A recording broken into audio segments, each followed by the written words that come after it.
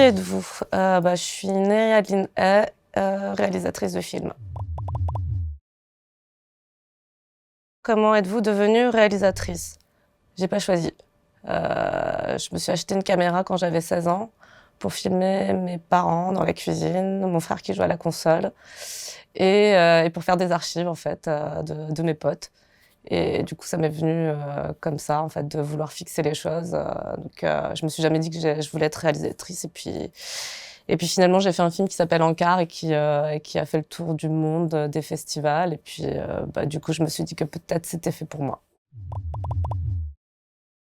Pourquoi le doc?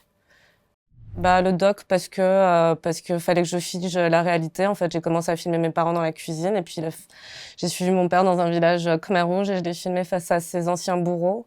Donc ça, c'était quelque chose de difficile en fait à faire en fiction. Et là, sur le dernier film, je suis ma mère sur le voyage de survie qui est le nôtre à travers les camps pour réfugiés. Et là, pareil, c'est un ancrage à la réalité qui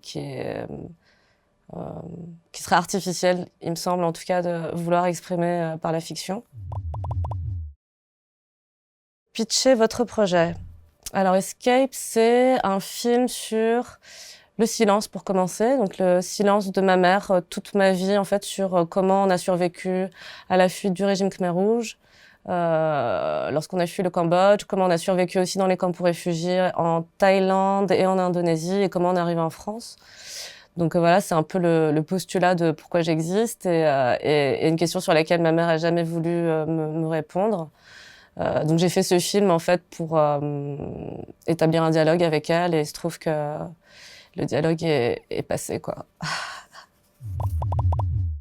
Un coup de gueule et ou un coup de cœur?